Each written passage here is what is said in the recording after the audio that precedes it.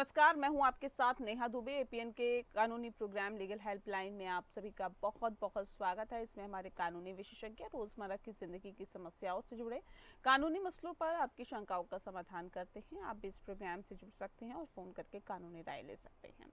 आज हम आपको बताएंगे आर्मी एक्ट से जुड़ी हुई जानकारी देंगे आपको और सैन्य कर्मियों के कानून के बारे में बताएंगे। इस विषय पर तफसील से जानकारी देने के लिए इस वक्त हमारे साथ मौजूद है कानूनी विशेषज्ञ और सीनियर एडवोकेट नवीन पांडे जी। नवीन जी, बहुत बहुत स्वागत है आपका। शुक्रिया नेहा जी। तो नवीन जी, आपको इस विषय से संबंधित बहुत सारी जानकारी देने वाले हैं, तो इसलिए इस खास कार्यक्रम के माध्यम से अगर आप जुड़ना चाहते हैं तो आप भी हमें कॉल कर सकते हैं। फोन लाइंस खुल चुकी हैं, नंबर्स आपको टीवी स्क्रीन पर दिखा देते हैं। 0120612793 पर कॉल करिए या फिर 0120612793 पर भी आप हमें कॉल कर सकते हैं।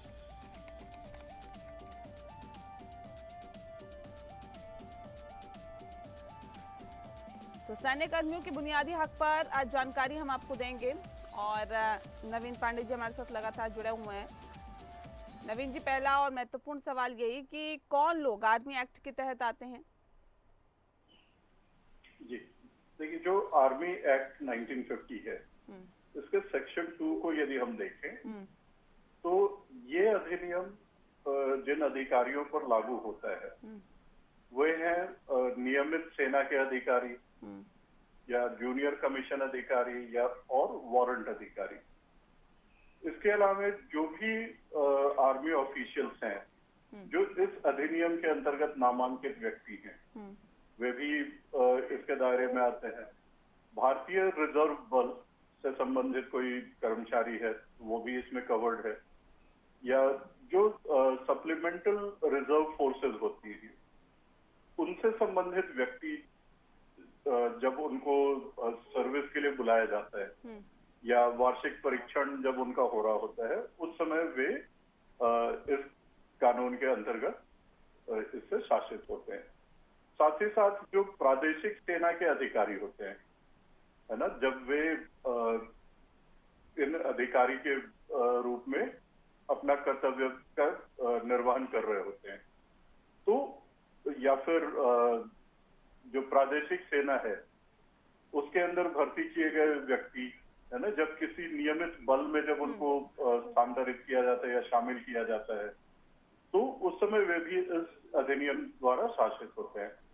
इसी प्रकार से जो भारतीय सेना में कमीशन प्राप्त अधिकारी होते हैं या अधिकारियों के जो रिजर्व्स होते हैं, जब उन्हें सेवा देने के लिए आदेश दिया जाता है और वे सेवारत हो जाते हैं तो उस समय पे वे इस अधिनियम के तहत वे भी शासित होते हैं। इसके अलावा ऐसे व्यक्ति जो अन्यथा किसी और कानून के अधीन नहीं है और जो सक्रिय सेवा में है या किसी शिविर में है, सेना शिविर में या किसी सीमांत चौकी पर उनकी ड्यूटी लगाई गई है या केंद्र सरकार की किसी अधिसूचना के द्वारा निर्दिष्ट और नियमित सेना द्वारा नियोजित है, तो वे व्यक्ति भी इस अधिनियम के अंतर्गत आते हैं और उनके ऊपर ये पूरा अधिनियम लागू होता है। जी, ठीक है सर। एक्ट के तहत सैन्य कर्मियों को बुनियादी हकों में बंदिशें कैसे और कब लगाई जा सकती है?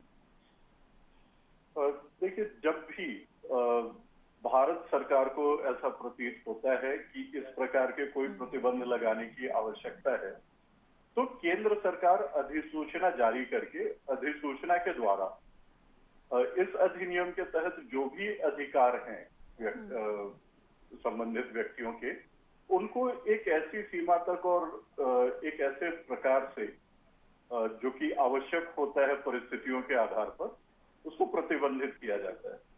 जैसे कि किसी ट्रेड यूनियन या श्रमिक संघ में शामिल होना या किसी वर्ग या किसी समाज, संस्था या संघ या संस्थाओं या किसी अन्य संघों के किसी वर्ग का सदस्य होना, इस तरह का कोई मामला है, इस पर प्रतिबंध लगाना है तो वो अधिसूचना के द्वारा प्रतिबंधित किया जाता है। इसी प्रकार से किसी राजनीतिक या अन्य उद्देश्यों के लिए किसी व्यक्ति समूह द्वारा आयोजित किसी बैठक में उपस्थित होना या उसे संबोधित करना या किसी प्रकार के प्रदर्शन में भाग लेना, इस पर भी प्रतिबंध लगाया जा सकता है। या फिर प्रेस से संपर्क करने या किसी पुस्तक, पत्र या किसी अन्य प्रकार के दस्तावेज को प्रकाशित करने या प्रकाशित कराने से संबंधित ये सब मामलों में जब भी प्रतिबंध लगाना होता है तो केंद्र सरकार अधिसूचना जारी करती है और उसी के द्वारा प्रतिबंध लगाया जा सकता है। जी सर, सर्विसेज को खत्म करने के क्या प्रावधान रहते हैं सैन्य कर्मियों के? देखिए, आर्मी एक्ट 1950 के सेक्शन 20 को यदि हम देखें तो वहां पर प्रावधान ये किया गया है कि जो थल सेनाध्यक्ष होते हैं वे इस अधिनियम के तहत है ना किसी अधिकारी को छोड़कर कोई भी अन्य व्यक्ति जो है उसके सेवा को बर्खास्त कर सकते हैं या उसको सेवा से हटा सकते हैं। थल सेनाध्यक्ष के पास ही ये अधिकार होता है कि किसी वारंट अधिकारी या किसी गैर कमीशन अधिकारी को निम्न ग्रेड या निम्न रैंक पर पदावनत करना, यह शक्ति भी सेनाध्यक्ष के पास ही होता है। कोई ऐसा अधिकारी जिसके पास ब्रिगेड या समकक्ष कमांडर या मतलब या तो ब्रिगेड अधिकारी हो या उसके बराबर शक्ति रखने वाला कोई समकक्ष कमांडर हो, है ना, वो जूनियर कमीशन प्राप्त अधिकारी के अलावा अपने आदेश के तहत किसी और जो भी व्यक्ति उसके कमांड में काम कर रहे हैं उसको हटाने का या बर्खास्त करने का पावर होता है। तो अलग अलग लेवल पर अलग अलग अधिकारियों के पास में पावर होते हैं, है ना, उसमें भी कुछ रिस्ट्रिक्शंस होते हैं, है ना। जो स्पेसिफाइड ऑफिसर्स हैं उनको छोड़ करके बाकी जो भी सबऑर्डिनेट्स हैं उनको बर्खास्त करने के पावर्स रहते हैं। ठीक है सर, ये बताइए कि अगर सैन्यकर्मी देश से बाहर हो तो सर्विस को कैसे खत्म की जा सकती है? देखिए, यदि इस अधिनियम के तहत है ना कोई नामांकित व्यक्ति है जो अपने नामांकन के शर्तों के अधीन सेवा से निवृत्त होने का हकदार है या जिसको सेवा से निवृत्त करने का आदेश सक्षम प्राधिकारी के द्वारा पारित किया गया है, ऐसा व्यक्ति जब भारत से बाहर किसी देश में उसकी ड्यूटी लगाई गई होती है तो सबसे पहले उस व्यक्ति को भारत भेजे जाने का अनुरोध करना होता है। जब उसको सूचना दी जाती है कि उसको सेवानिवृत्त किया जा रहा है तब व्यक्ति को एक अनुरोध करना होता है कि उसे भारत वापस भेजा जाए और ये अनुरोध प्राप्त होते ही ये सुनिश्चित करना अधिकारियों का कर्तव्य होता है कि वह व्यक्ति यथाशीघ्र, है ना, सभी सुविधाओं के साथ उसको भारत वापस भेजा जाए। यहाँ पर एक चीज और है कि यदि किसी व्यक्ति को बर्खास्त कर दिया जाता है तो बर्खास्त होने की स्थिति में भी ऐसे व्यक्ति को सबसे पहले तो सभी सुविधाओं के साथ शीघ्रातिशीघ्र भारत भेजा जाएगा। उसके बाद ही उसकी बर्खास्तगी का जो आदेश है उसको अमल में लाया जाएगा। साथ ही साथ एक चीज और ध्यान रखना है कि यदि व्यक्ति को किसी दंडात्मक कार्यवाही के तहत उसको बर्खास्त किया जा रहा है ना, और बर्खास्तगी के आदेश के साथ साथ यदि कोई दंडादेश भी है तो ऐसी स्थिति में पहले उस व्यक्ति को भारत में लाया जाएगा, है ना, और सारी सुविधाओं के साथ में वापस लाया जाएगा और वापस लाने के बाद ही दंडादेश को लागू किया जाएगा।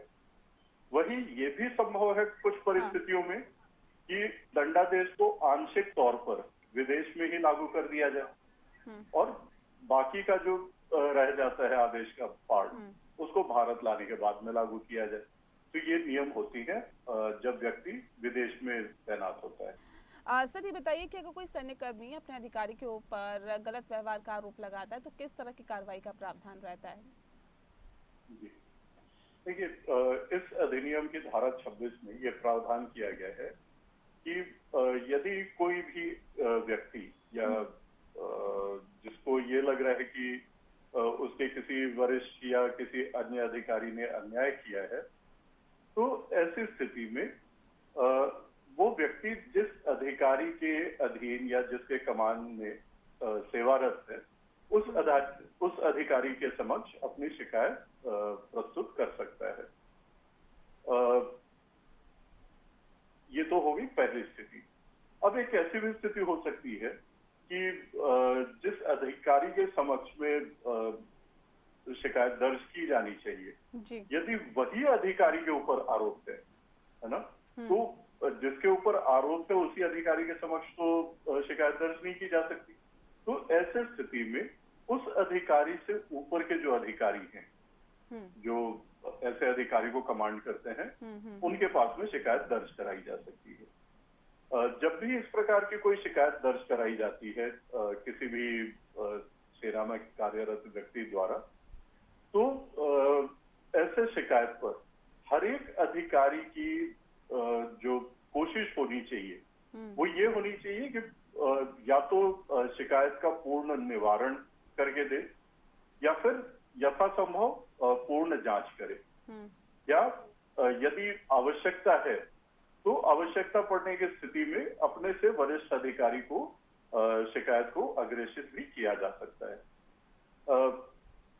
शिकायतें जितनी भी करनी है वो इस प्रकार से करनी है और ऐसे फॉर्मेट में करनी है जो कि उचित प्राधिकारी द्वारा समय समय पर विनिर्देश किए जाते हैं। उसी प्रारूप में शिकायत करना होता है, और जहां पर शिकायत प्राप्त होती है, फाइनल डिसीजन हमेशा जो सेनाध्यक्ष होते हैं उनका निर्णय ही अंतिम निर्णय होता है, जब तक कि उनके निर्णय को केंद्र सरकार द्वारा संशोधित न किया जाए, है ना। क्योंकि अगर सेनाध्यक्ष के निर्णय में भी त्रुटि पाई जाती है तो उसको संशोधित करने का अधिकार हमेशा केंद्र सरकार के पास में होता है। ठीक है। अदालतों में सैन्य कर्मियों को किस तरह की प्राथमिकता दी जाती है? अदालतों में जब किसी भी सैन्य कर्मी के विरुद्ध कोई मुकदमा दायर होता है, तो जो सैन्य कर्मी है उसके ओर से न्यायालय में अपने जो कॉम्पिटेंट सैन्य अधिकारी हैं उनसे एक प्रमाण पत्र हासिल करना होता है सबसे पहले, है ना।